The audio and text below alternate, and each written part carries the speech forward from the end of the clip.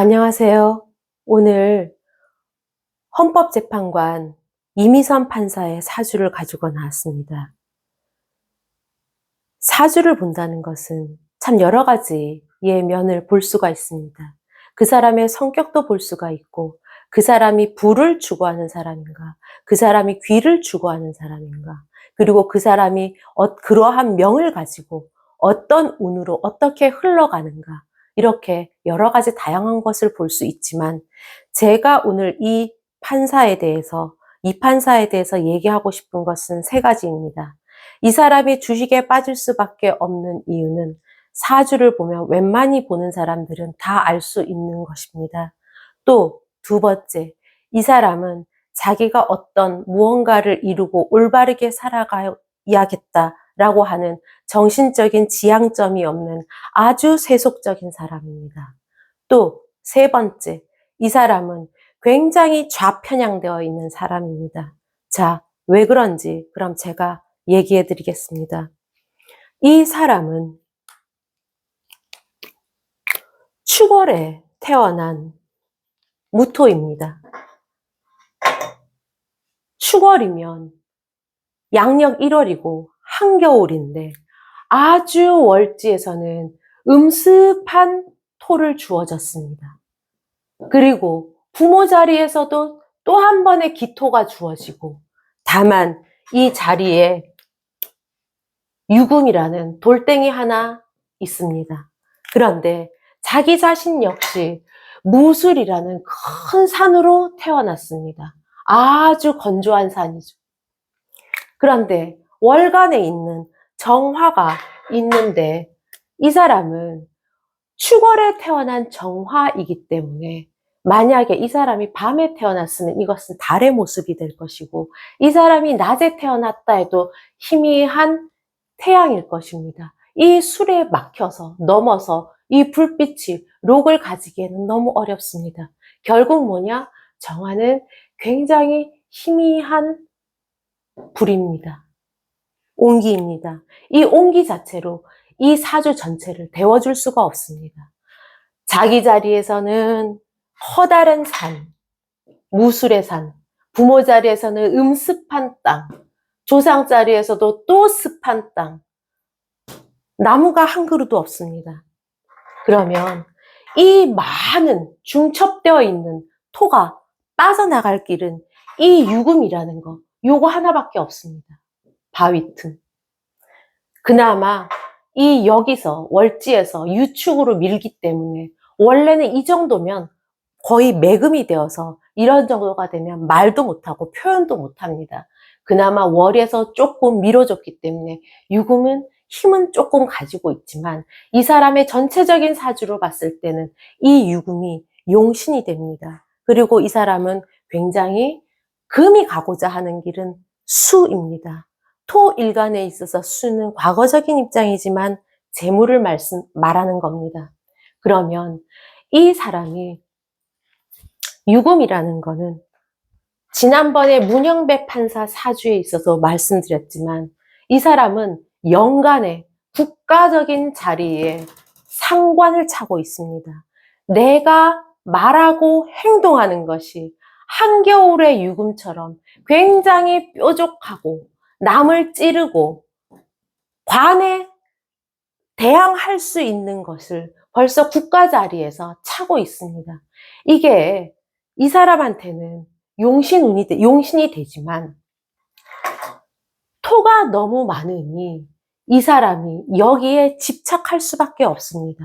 어렸을 때 이 목대운을 타고서 땅을 흔들어 주면서 굉장히 이 사람이 책임감을 의무감이죠. 관으로 공부한다는 건 의무감입니다. 의무감을 가지고 경금운이 들어오면서 유금의 위에 뿌리에 금이 강하게 솟으면서 이때 갑술년에 사시에 합격을 합니다. 갑기합, 이 천간의 갑목이 상징적인 관이 들어오니 내가 탁 낚아채는 거죠. 그래서 여기에 뒤에 관이 없다고 생각을 하는 겁니다. 만약에 갑목이 있었으면 다시 쟁투가 있었겠죠. 이 사람은 원국에 제가 몰라도 사주에 시에 목은 없을 것입니다. 또 금이 있었다 그러면 여기에 이렇게 집착하지 않겠죠. 국가 자리에서 내가 일을 하면서 유금을 가지고 집착을 하고 있다? 금이 있었으면 여기도 있고 여기도 있는데 그렇게 하겠습니까? 오히려 수가 있었으면 지향하기, 수가 있었다고 해도 술토에 축토에 너무 막히니 가는 길이 머니 여기에 더 매몰되겠죠. 이 사람이 그래서 국가 자리에서 뾰족하고 남을 찌르고 말할 수 있는 이 정신, 상관의 행동을 하기 때문에 이 사람은 반역의 기질, 반골의 기질을 충분히 갖고 태어난 사람입니다. 그런데 이 사람이 이 경운에 사시에 합격을 하고 그 다음 흘러가는 운에 진이 되면 이거를 다시 생해주고 다시 신사운이 오면 이 신운에 용신이 이 위에 뜨면서 사가 사유축 금국이 되니 다시 빨갱이 기질을 하는 거죠. 굉장히 강하게 했을 겁니다. 아마 이 사람이 노동법을 했다 어쩌다 하는 거는 아마 그것 때문입니다.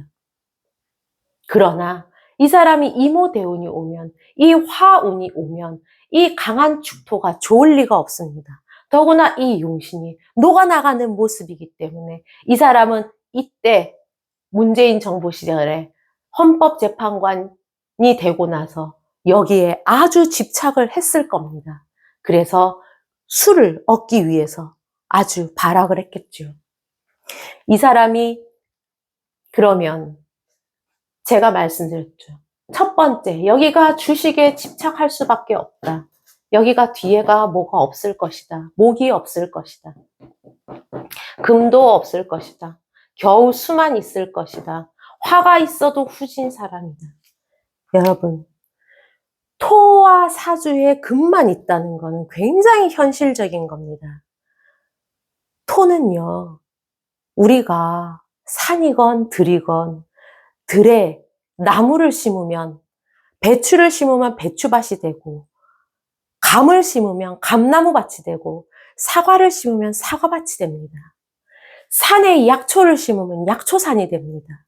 즉 토는 무엇을 심느냐에 따라 목에 의해서 그 사람의 지향점과 가치가 결정되는 겁니다. 그런데 이 사람 사주를 보세요. 내가 나가고자 하는 방향, 내가 심고자 하는 목, 관, 개념 있습니까? 없습니다. 없기 때문에 이 갑술년에 사시에 붙었겠지요. 그러면 토와 금으로 이루어져 있는 사람들은 정신적인 사람이 아닙니다. 굉장히 세속적인 사람입니다.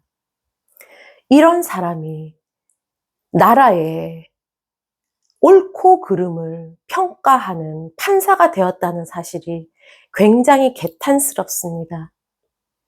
사람은요, 육신의 배고픔만 있는 게 아닙니다.